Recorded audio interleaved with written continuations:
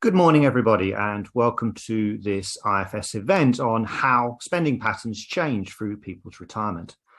I'm Carl Emerson. I'm Deputy Director here at the IFS, and I'm very pleased that you've joined us to find out about the results and the implications of this piece of research that we have been doing. So the format for today's event is we're going to start with a presentation from David, who's going to set out some of the big picture context behind why this is an important issue to look at. He'll then hand over to Heidi, who will give the meat of the material, who'll be talking through what we did, what we found, and what conclusions we think can be drawn from that. And then after that, we'll turn to Carolyn Jones, who we're very pleased to have joined us from the Money and Pension Service, who's going to give her take on the findings and their implications. Before we kick off, I want to say a big thank you to those who've made this research possible. This project was funded in part by the Economic and Social Research Council, whose funding underpins everything that IFS does. This particular piece of work is part of a program of work being funded by the IFS Retirement Savings Consortium. So there's 4 pieces of work that we're doing under that. This is the first of those, and we're very grateful to all of the members of that consortium for making that possible. That includes Age UK, the Association of British Insurers, the Association of Consulting Actuaries, Canada Life, Interactive Investor, the Investment Association, the Money and Pension Service, and the Pension and Lifetime Savings Association. So we're very grateful to them all. So I'll now hand over to David, who's going to give the first presentation. I should say at the end of that, at the end of all the presentations, we'll then have a Q&A session. Do post your questions on Slido. If you're watching on Slido, that should be easy to do. If you're watching on YouTube or on the IFS website, the link to that should be found there. Post your questions on Slido and do vote up those questions that others have asked that you think are particularly interesting. They'll rise to the top of the list that I see, and I'll draw heavily from those in that Q&A session. So thank you very much, and I'll hand over to David.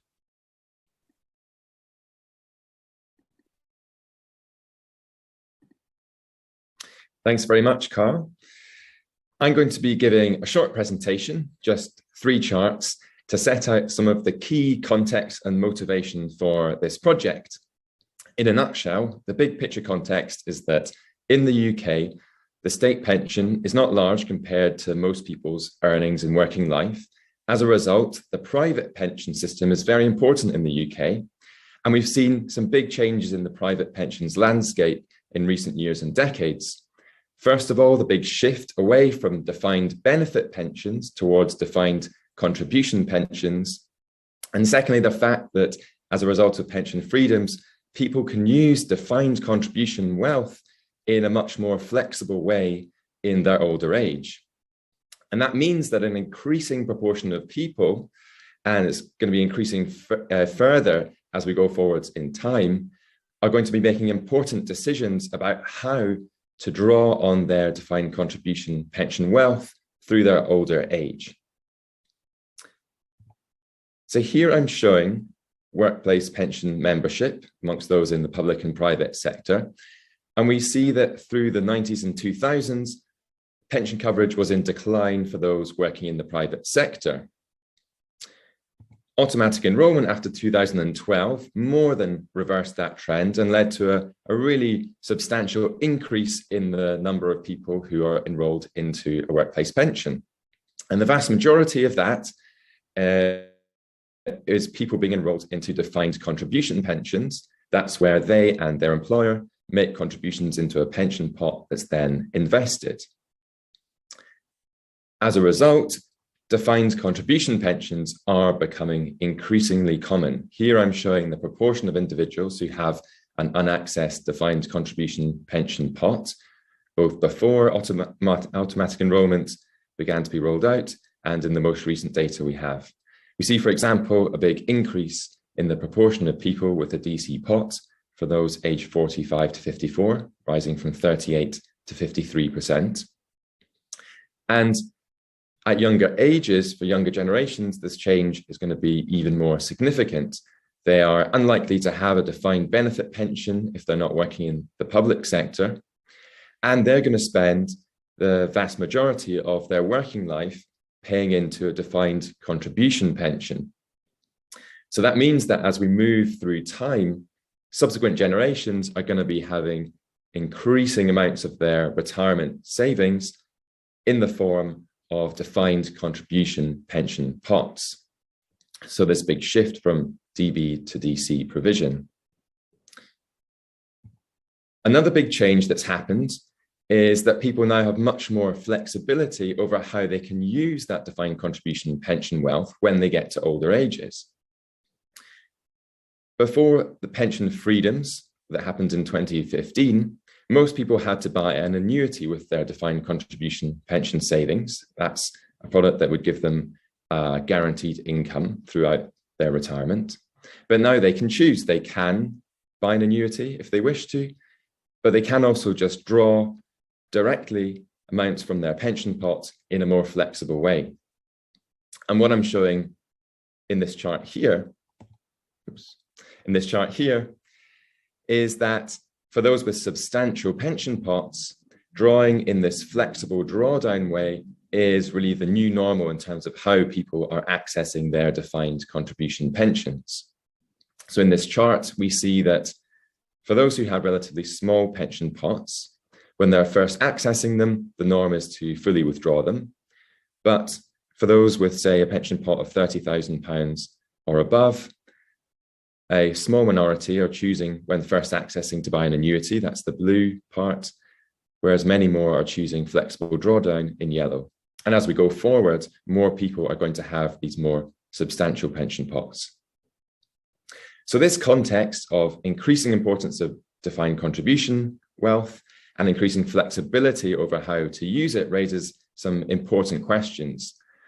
For example, how should people draw down that defined contribution wealth? How quickly should they be drawing their income? Might it be that people can benefit from pension freedoms? Perhaps they might want to be drawing more income earlier in their retirement when maybe they're in better health. Or perhaps they need to be more wary of some costs that could rise as they move through older age.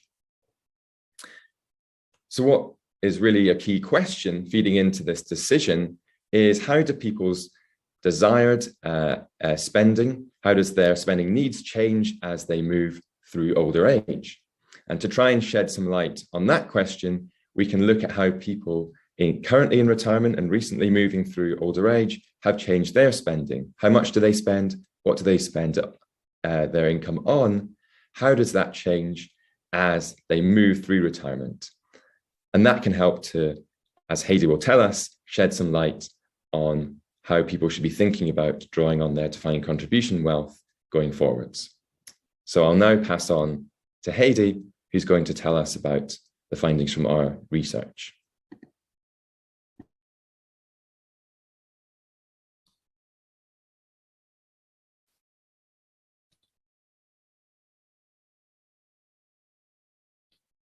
Great. Thank you very much, David. So I'm now going to talk us through some of the key findings from our research that we've done for this report. So first of all, I'm going to cover the patterns of spending, income and saving for current retirees. So we're going to look at how does the level of spending, income and saving change through retirement, and also how this differs for some different types of households, and also how the composition of spending changes through retirement. And then importantly, we're going to talk about what the implications of these findings are in the current pension saving environment that David has just introduced us to. So what do our findings mean for people who are planning their DC pot drawdown? So people who are either in retirement or reaching retirement. And what do these findings mean for adequate saving during working life for those people who will increasingly be relying on DC pension wealth in retirement? So to start with, I'm going to talk a little bit about the sample that we have and the data that we use in this analysis. So for most of the analysis, we use the Living Costs and Food Survey, LCFS, and we use data from 2006 to 2018. And the LCFS has very detailed information on household expenditures. So people are asked to keep a very detailed diary of their spending, and there's also questions about larger expenditures over a longer period of time. I mentioned non-institutional here just to highlight the fact that we only look at households. We don't look at people living, for example, in care homes. So that's one sort of a caveat of this research. And we focus on households of retirees, so people who are not in work. We use measures of weekly expenditure and income that are per person, shown in per person terms, and they're also in real terms. So we've adjusted these for CPI inflation. We also draw on the English Longitudinal Study of Aging, or ELSA, in this analysis. And in particular, we use ELSA to adjust for differential mortality. And what I mean by that is that people who spend more might live longer. For example, if people who have higher wealth spend more, we know that people with higher wealth tend to have lower mortality. So if that is the case, then when we're looking at age profiles of spending over time, this kind of differential rate of mortality based on spending could bias the age profiles that we find. So we've used ELSA to adjust for this differential mortality. So all of the results that I'm showing are adjusted for this. Actually, in our research, this makes a very small difference to the age profile. So it doesn't have a huge impact on the spending profiles, but just worth keeping in mind that this is something that we have adjusted for. Okay, so just to start with the first results. So first of all, what I'm showing here is a picture where we've taken all the LCFS data from 2006 to 2018. And we look at, for example, everyone aged 66 in any of those years. And we then take the average level of spending among all 66-year-olds, and those are the actual means, are the dots here, and then we've drawn a fitted trend line through that. And what you can see here is that when we're looking at this, average spending seems to fall quite steadily and quite rapidly with age.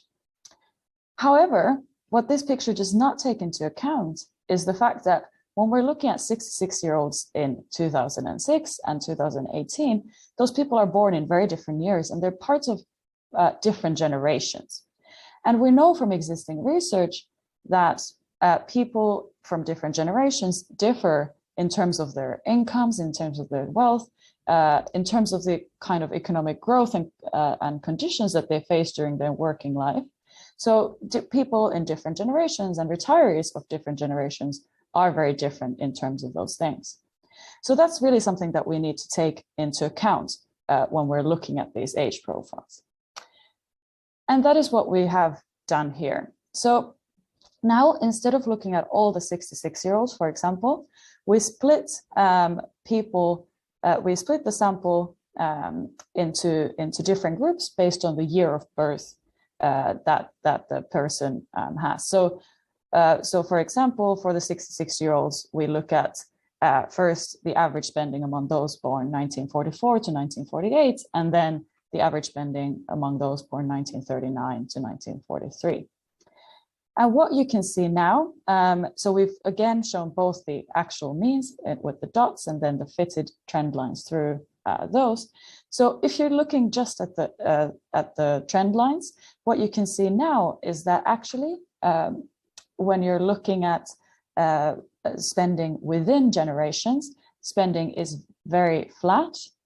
If anything, it's slightly rising in early retirement and only falling for the very oldest retirees.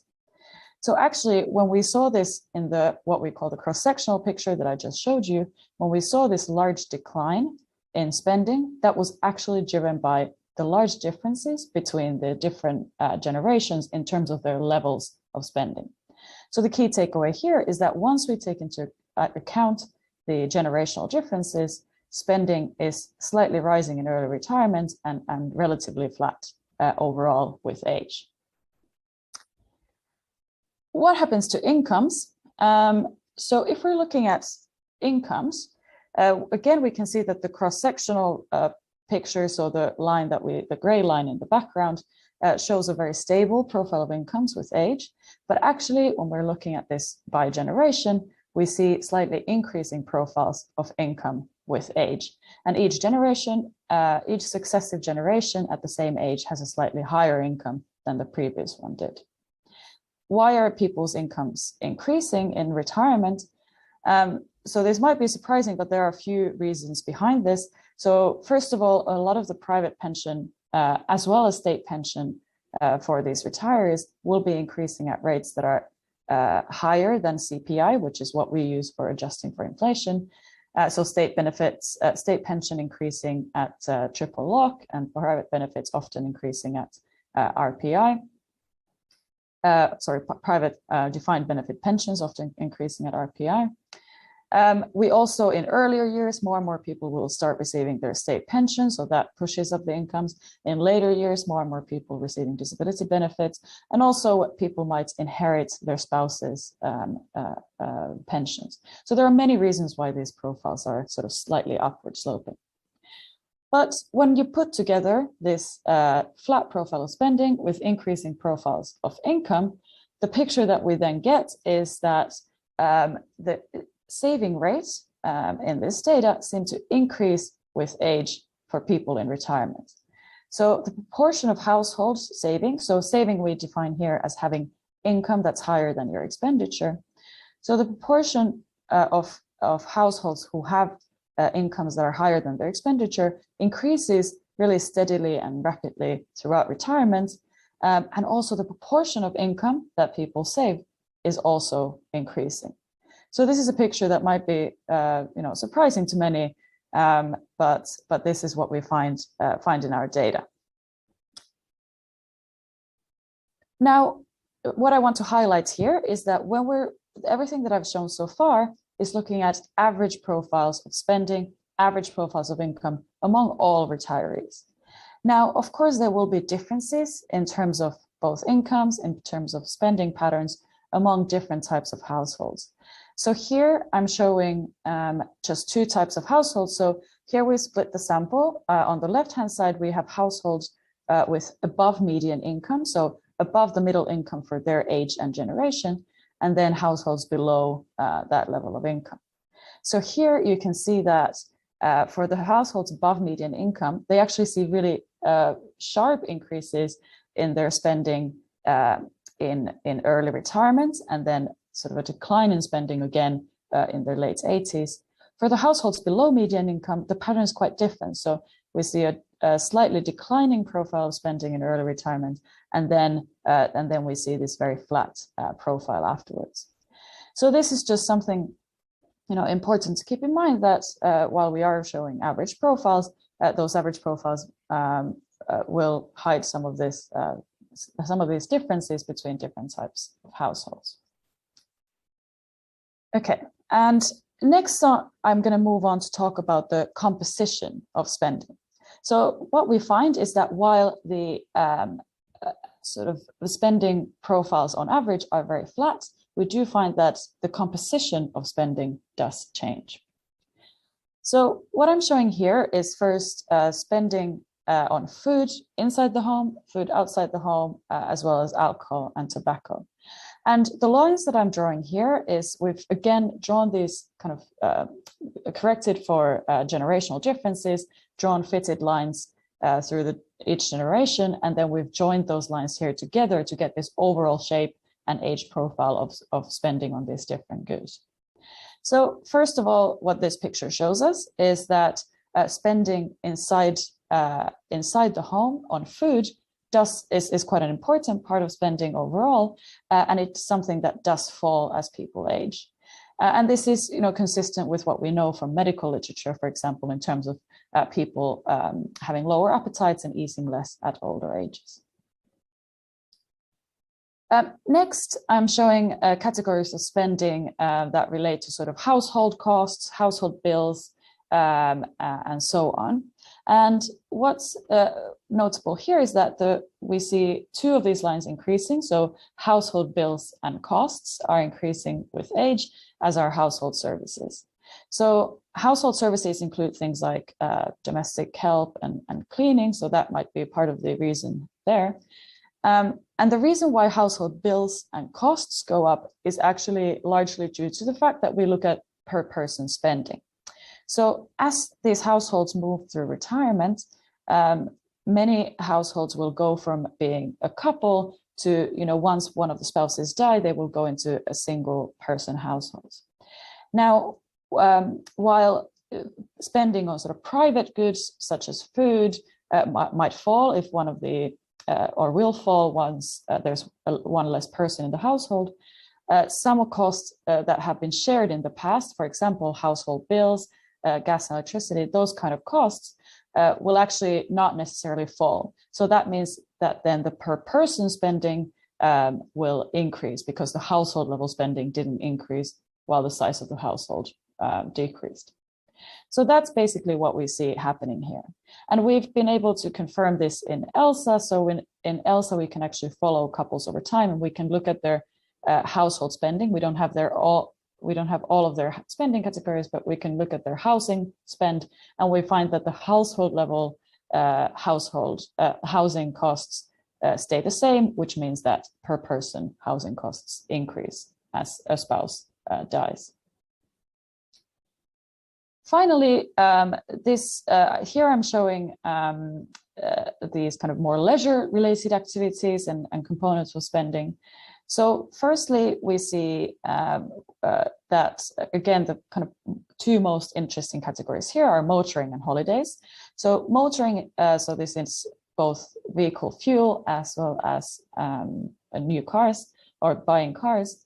So this falls with age, and that makes sense as people tend to drive less and also buy less cars. Holiday spending is really interesting here. So we see that holiday spending increases from early retirement all the way to around age 80, and it's only at that point that it starts falling. And this is interesting because, anecdotally, we might think that people would like to go on holiday early on in retirement when they are in better health and so on.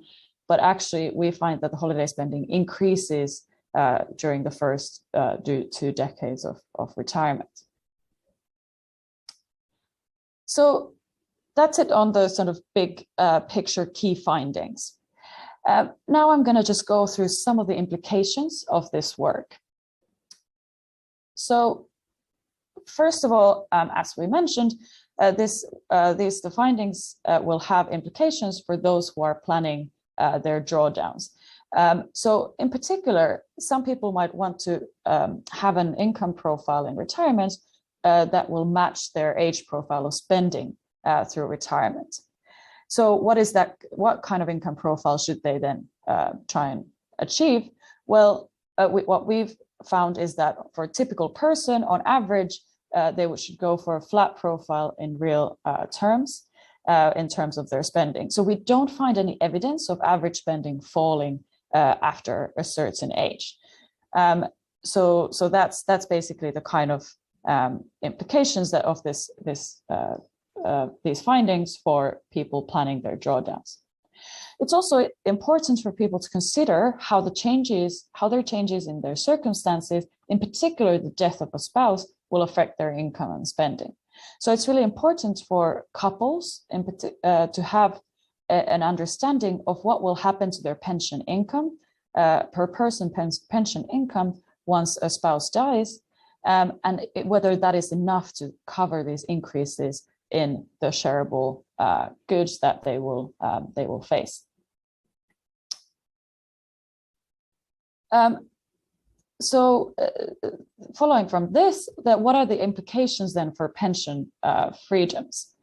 So as we've mentioned, pension freedom, so the flexibility to decide how to draw down on your pension wealth, the pension freedoms is very beneficial for households if they want to, for example, front load their spending, so spend more earlier on retirement and less later on retirement. What we actually don't find any strong evidence for that in our research, but at the same time, this kind of flat income profile that we do find is the kind of profile that people on average or a typical person might want can be achieved with pension freedoms. People could achieve this either with flexible drawdowns, with index-linked annuities, or a combination of the two. So, this is consistent with pension freedoms, but we don't really see this kind of evidence of people really wanting to front load spending, which would mean that pension freedoms would be particularly beneficial. But again, of course, these averages may hide differences between households, so that, again, there might be some households that would really benefit from pension freedoms. And finally, the current savers, when planning the levels of saving that they need to have during working life, they should take into account the fact that what the kind of spending profiles that they should expect in retirement are going to be relatively flat. So again, people shouldn't, when planning their retirement saving, people shouldn't be counting on having very fast declining profiles of spending in retirement. Rather, they should be planning their savings so that they could achieve a more flat profile of spending in real terms through retirement. So just now to summarize and conclude. So what we found in this research is that the average age profiles of spending within generations are relatively flat. At the same time, incomes and saving are actually increasing with age. So it doesn't look like these people were necessarily sort of financially constrained in their spending profile. So this sheds us some light on what we think the current retiree spending patterns were and desired spending patterns would have been. We do find that composition of spending changes with age. So spending on food inside the home and motoring in particular fall. Spending on holidays rises, as does spending on shareable items such as household bills. And based on these results, people should be planning their drawdowns and their saving in anticipation of having real terms constant spending in retirement. But of course, there will be differences in spending patterns between different types of households, as we've highlighted. And also a key thing here is that this will depend on whether the past patterns are a guide to future desires. So we've been focusing on current retiree spending patterns, but future retirees will need to also think about how their spending and desires might differ from the current pensioners. So that's it for me, and I will now hand over to Carolyn.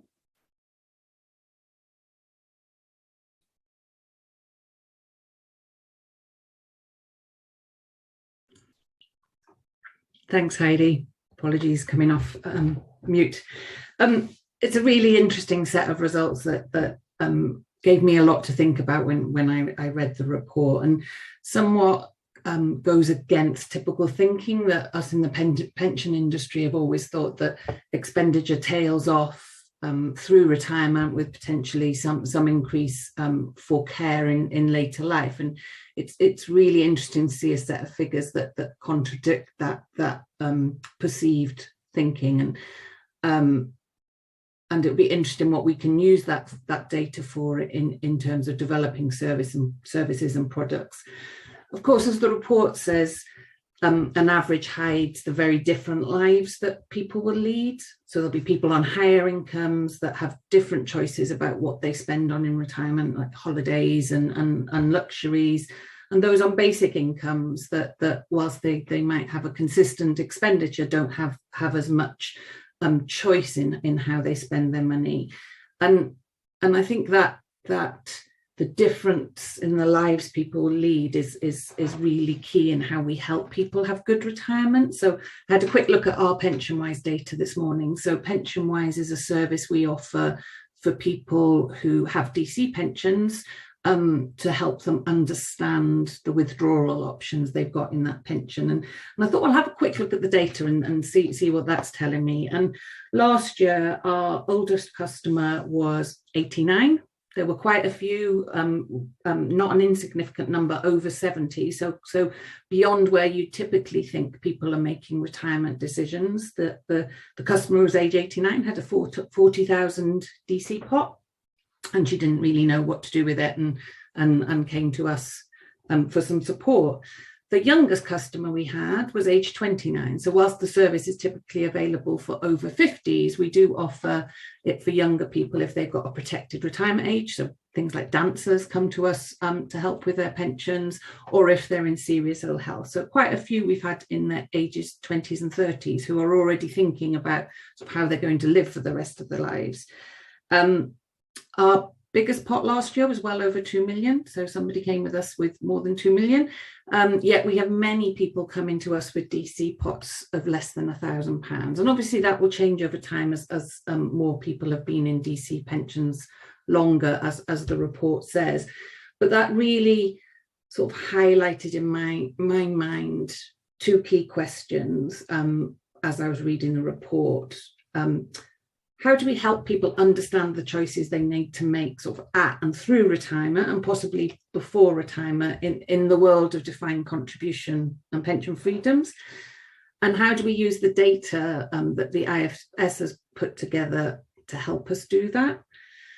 So the data in the report reflects sort of a pre-freedoms world, I think, where people took a DB pension or they annuitised, which meant that at the date they retired, they knew what they would have to live on for the rest of their lives. And indeed, they would know, based on what annuity they'd bought or what the scheme rules were for the DB pension, how their family would be provided for in the event of their death. So almost in the same way as when they were working, their budgeting and expenditure decisions would be framed around knowing with certainty what your income is, and that gives the people the ability to make choices about how they spend that expenditure, but knowing what they've got and not sort of having to hold back in case a shock happens later, because they know exactly what's coming in the next month, and they would have been used to that way of thinking through their working lives. As they manage their salary income. So for them, there isn't there might have been a change in income, but there isn't a shift in sort of the ability to plan and control and understand your finances. For people with DC pots, and the report pulls this out, the thought processes really have to flip on their heads from those receiving sort of defined benefit type incomes. So rather than understand sort of, this is what I've got, so how am I going to budget and what am I going to spend that on, and how much leeway does it give me for the optional things in life, they really need to think about what they will need. So what is their budget? What will their expenditure look like? How that could change, for example, on the death of a partner or needing more care or help around the house. Then once they've worked that out, they need to understand whether their DC pot can facilitate the life they want, and how that life can be supported by their DC savings. And then when they've worked out all that, they need to understand sort of the withdrawal options to understand how to achieve that income and that ability to spend on what they want. So do they take it as an annuity and go into a guaranteed income, or do they take regular drawdown or ad hoc drawdown, or a combination of all of that? And I think this needs a level of understanding that many people will struggle with, if not most people will struggle with. And what's more, and there was a stark sentence in the report that highlighted this. They need to keep making those decisions through retirement, but also think about the events that might happen to them in retirement. A partner dying, how's that provided for example? And I think the current cost of living crisis sort of really brings this issue to life. So if somebody has a steady DB type income and things are costing more, they know what they've got to spend, and the choices they have to make is what do they pull back on in effect to meet the cost of living. In the DC world, people are going to have to think, well, my living costs have gone up. Do I flex what I'm drawing out of my DC pot in the hope that in the future I can recover that, or do I really pull back on my expenditure if that's possible? And for many on basic incomes that won't be, and that onus is on them to sort of think about an action they take now, not only about living now, but what that impact is on their future income in the DC world. And I think that these decisions are just beyond a lot of people. And we know at MAPS, our research shows that nearly 50% of people say they don't feel able enough to plan for and in later life.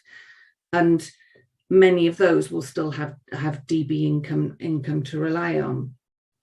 So at MAPS, we recognise the need for ongoing support, and we want to help people financially in their later lives. And later in this year, we're going to start building a service where we look beyond the retirement freedoms and how we need to support people once they've left the workforce being financially well. And I'll be hoping to use some of this data in that. But I think we've got a big hurdle.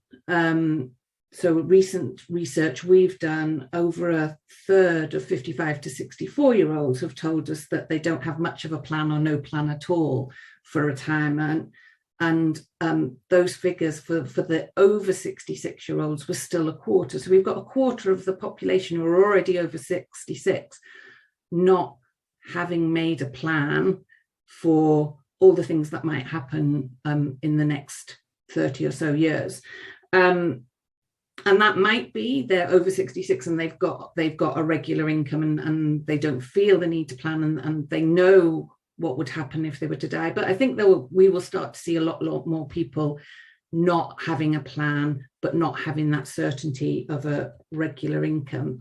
So I guess the question I'd leave you with is, how can us at MAPS use the data that IFS have just published today, and how can others use the data to publish to create products and services for those in later life to help understand what they need to plan and how they can achieve their goals. And I think it's a powerful data set to help us all do that. And on that, I will hand back to Carl. Thank you very much, Carolyn. Thank you, David and Heidi too. Lots of questions coming in. Please do keep adding those and voting for the ones you'd like to see answered. I'm going to start by asking a question that's partly from Anonymous and partly from Mal, which is about, Heidi, in your presentation, you focused a lot on kind of the average spender and how that evolved. I wonder if you could talk a little bit about how much variation there is in the data around those averages. And one issue that's particularly raised is spending on care costs, where perhaps we're in a world where loads of people spend nothing and a small fraction of people who perhaps are relatively unlucky end up spending a relatively large sum. And David, I know you've done work on that too. Yeah, no, absolutely. I think so. More generally speaking, as the picture that I showed, comparing people with higher incomes and lower incomes, there are clear differences between different types of people. We also, in the report, we, for example, show single-person households and couples separately, and see kind of also that the average patterns do look quite different. So that's kind of one thing to keep in mind, that there are these kinds of differences. Now, when it comes to social care spending, absolutely, there will be some people who face really very high social care costs later on. As I mentioned, that's actually something that we don't capture in our data. So we only see people living at home, so we don't see people in care homes. Also, we just don't think that the data on these kind of social care costs is there. So we can't really talk much about that. this is kind of an issue of data, really, that we generally don't really have good data when it comes to this question of what are the kind of care costs of care receivers at the kind of micro level, at the individual level. And of course, as this is becoming more and more important, as more and more people will require care, there's really a big argument or good argument for collecting more data on these kind of costs. But yeah, so unfortunately, we don't really observe much of that social care spending in our data. One number that I can put on it from the Department for Health is that they estimate that 1 in 7 people will face lifetime care costs of more than £100,000. But for the average or the median cost is going to be much lower than that. So there are a not that small fraction of people potentially facing these very large costs.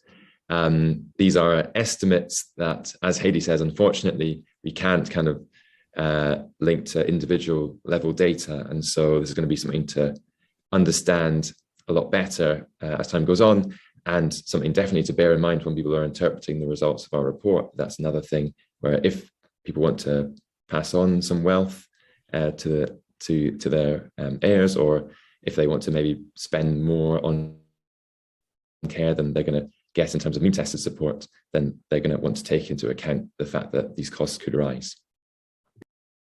Thank you. So the question that's risen to the top of the pile now is, given this finding of a relatively flat profile of spending for perhaps many, does that imply that compulsory annuitization of DC pots was actually a good policy for lots of people?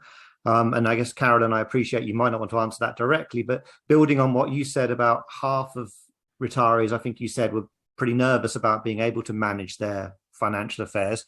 I guess what worries me is about how confident can we be about the other half? Are they really able to manage their affairs, or are they overconfident? And I guess in particular, as they get older, as for example, if they're a couple and they work together on this, perhaps when one of them goes, when they need to get it, when they get a shock, even if 70-year-olds are, say, really well placed to do this very well, how confident can we be that in 15 years' time, perhaps the one surviving partner will still be able to manage their affairs well? But David, Heidi, do you want to start with the direct answer to the compulsory annuitization question?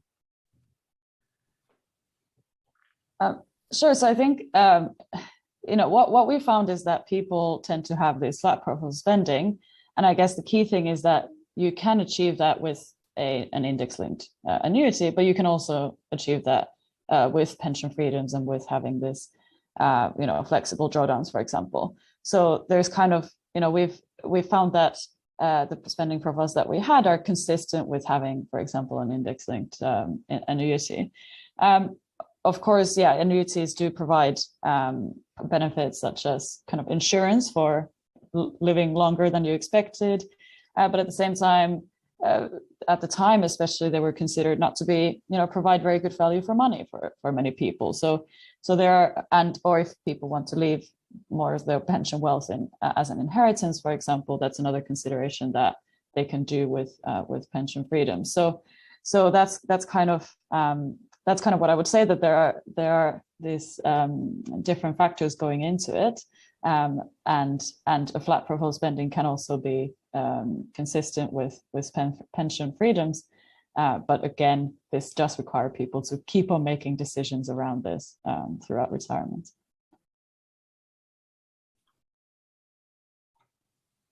I don't know if David has anything to add.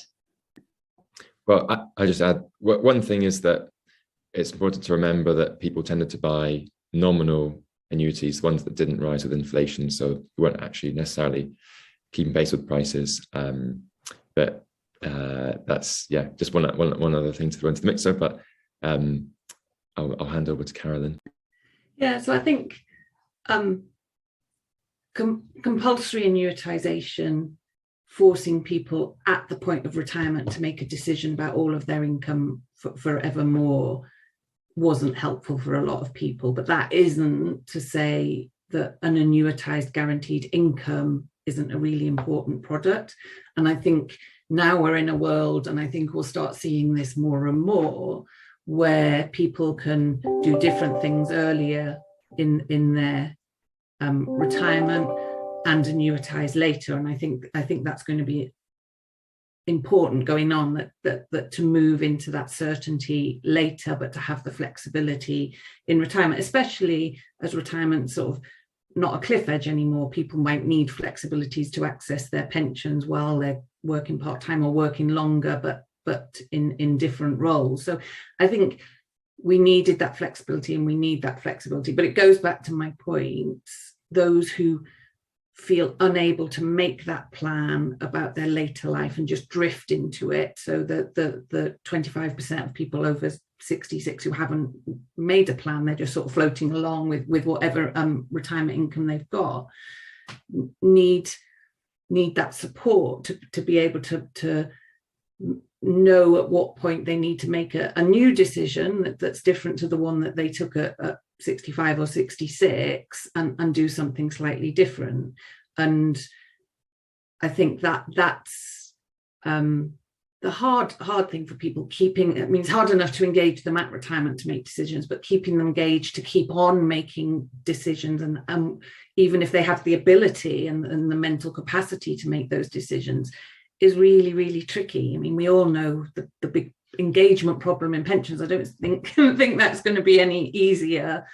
Trying to engage people in their late 60s, 70s about do they need to think about a guaranteed income. So I don't think compulsory annuitization is the right thing. And I think annuities have a place, but it's how we get people to it. And on your point, Carl, about death and dying, we did start to see during COVID on maps on our general pension helpline. So as well as PensionWise, we have a helpline people can call about any question with their pensions at any stage in their life.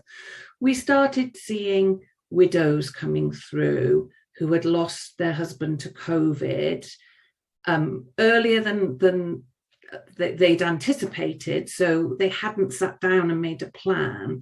And they were asking us about, I don't really know where these bits of our money comes from, because it isn't as simple now as when your partner dies, you get half of their pension, but it just carries on going into your bank account, and you know it will still come the next month, or you were involved in a decision when an annuity was bought and you knew whether you would get some from that. So your income carries on, albeit at a lower level. We started seeing people, widows who didn't really understand what their husbands had, that they were still getting money in their bank account, but they had no concept that it had potentially not come from something that would carry on every month.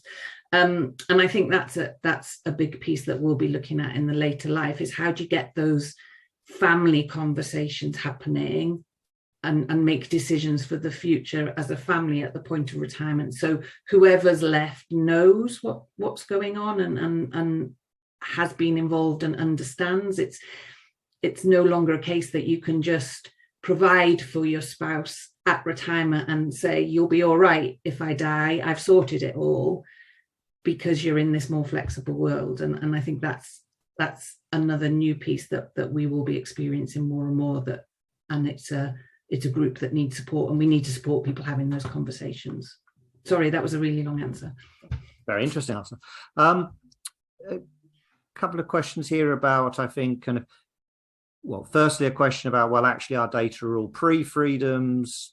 Could it be that people really wanted to spend a lot of money right at the start of their retirement and they were constrained because they had to annuitize and they couldn't get hold of the cash? And I think a question which slightly goes in the other direction from Barrow, which is asking, well, what about the tax-free lump sum? Did we see evidence that people are perhaps having a big spend at the start of their retirement? I think someone else has asked a question about house upgrades, car purchases, and whether the kind of that ability to access 25% of your pension pot, which has already been there, whether that's been driving spending patterns. Hayley? Yeah, so yeah, absolutely. Most of the pension freedoms was introduced in 2015, and our data only goes to 2018. So actually, most of the period was before pension freedoms.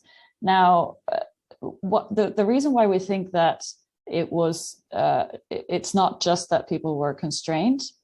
Is because actually we see that more than half throughout the period that we're looking at, more than half of the people have incomes that are higher and can be quite a lot higher than their spending. So that's kind of why we thought, well, actually it doesn't look like they're constrained, because if they wanted to spend more, they could already be doing it. So that's basically why we said that. Now, could we don't really have enough data yet to look at, well, did people's spending change as after the introduction of pension freedoms? Again, worth keeping in mind that people with very small pension pots would have been able to draw on their tax-free on their pensions even before the freedom. So that's probably something that we could have seen already. But we don't necessarily have enough data to really see those patterns. But from the data that we do have, it doesn't look like people are really drawing down a lot and spending a lot in retirement, and then that falling a lot. But definitely, again, worth keeping in mind that the data that we're looking at, DC pensions were a much smaller part of people's overall private pension wealth than they will be going forward. And every year, DC pots are more and more important, people and larger and larger, so that their importance will increase. So yeah, that's just something to keep in mind. One other just quick thing to add to that, which I agree with everything that Heidi was saying, is that we also see that people don't tend to draw down the additional savings that they do have. So the kind of money that they have in savings accounts, for example. Not only is it that people are spending less than the income that's coming in, they also could even afford to spend more than that income potentially by drawing down on those savings that they have, and that's not something which tends to happen. So I'm sure there could be some people who might want to spend more but couldn't, but that's not the general tendency, we think. Okay, I want to turn now to the kind of topic of the moment, the kind of cost of living crisis. And yesterday's data showed that inflation reaching a 40-year high. And I know Heidi's done some work looking at how that inflation may well bear down on different groups of households differently. I guess I'd like to ask Heidi a bit about that, and also what implications that might have for the spending patterns we see. And I guess, Carolyn, I don't know whether you've seen at the Money and Pension Service more people reaching out to you concerned about what's happening to prices of some of the things that they're purchasing at the moment. Yeah, so yes, as Carl said, inflation in April was 9% in the UK. And the reason why this is a big problem for many pensioners in particular is that for a lot of pensioners, that they rely largely on state pension as in the terms of their incomes, and state pension only went up by 3.1% in April because it was set based on inflation last September. So that means that there's been a big real terms cut to state pension in April, although because these benefits do get operated over time, next year it's more likely to be sort of a 10% increase or so. So this is sort of a more temporary cut to the state pension. But yes, as Carl said, we have looked at how this affects different types of households differently. And in particular, because inflation at the moment is driven by increases in gas and electricity prices, we know that older households tend to spend more of their overall budget on things like gas and electricity. So that means that especially the 80 plus households do face even higher than the 9% rates of inflation. So this is really serious for many households. Now, of course, as we've mentioned, there will be many retirees who do have significant levels of saving and might be able to draw down on those. There might be pensioners or retirees who can adjust their spending away from things like holidays, but of course this will lower their standards of living. But there will also be many households that might struggle, especially those who can't really move their spending away from the necessities and so on. I guess one final point is that what we've seen happen, for example, in our data, is this defined benefit pensions growing in line with RPI, or a cap of 2.5% or 5%. So now that RPI is 11%, of course we won't see similar real terms increases in private sort of defined benefit pensions either. So that's another thing that will affect the current retirees in particular. Do you want me to come in, Carl? So yes, I mean, I think, how does the cost of living impact pensioners versus non-pensioners, and are we seeing people coming from who've already retired? I think the picture's the same as in those in a working life. You've got pensioners who are on a squeezed income, and we're already on a squeezed income and struggling, and the cost of living for them is significant, and however much budgeting somebody does, it won't help them if they can't afford to eat and heat, and I think that will be the same in both working and non-working, or pre-retirement and post-retirement, and that's there's very little in the pensioners that they may drop as necessities, but I think some of the research in the IFS, especially those in older ages, their spending is on the bills and the fuel. It's not on holidays and things. That has shifted. So what do you drop if you're already struggling? What we are seeing at MAPS is more of people who are potentially in the squeezed space being, for the first time, sort of having to think more about budgeting and how they're going to meet the cost of living challenges. So people who've potentially never engaged in that space before are coming to us sort of for the first time. So we've sort of realigned our existing guidance under a banner of managing in uncertain times, and we've released some new assets to help people prioritize bills. So if they're struggling to pay their bill, we can help them understand which ones to do it first, and help them with living on a squeezed income. And we're working with partners and that help. And obviously we're gearing up the debt advice services as well. But I will stress it's a really hard one. We can only help people so far, and there will be a segment that have nowhere to go in terms of saving money or spending less, and it's those that we need to think about. And reading the report, it really made me think, what if this happens in 20 years, if we had the same sort of increase in cost of living, but people are relying on drawdown and DC? What does that mean? That it's a very different world then, and I think it'll be interesting to see this report done again in 10 years' time, to see how those people with DC freedoms are coping with shocks in expenditure and things, because it's a completely different thought process to go through than somebody who's got a fixed income.